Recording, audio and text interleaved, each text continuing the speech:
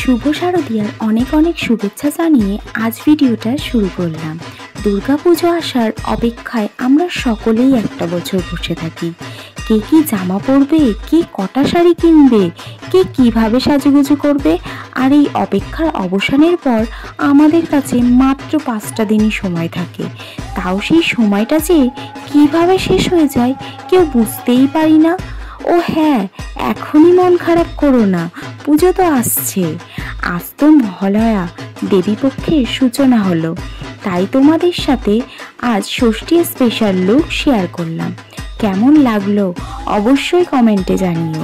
ভালো লাগলে একটা লাইক করে দিও, আর ফেসবুক থেকে দেখে থাকলে পেজটাকে ফলো করে দিও, আর ইউটিউব থেকে দেখে থাকলে অবশ্যই সাবস্ক্রাইব করে দিও। দেখা হচ্ছে নতুন ভিডিও।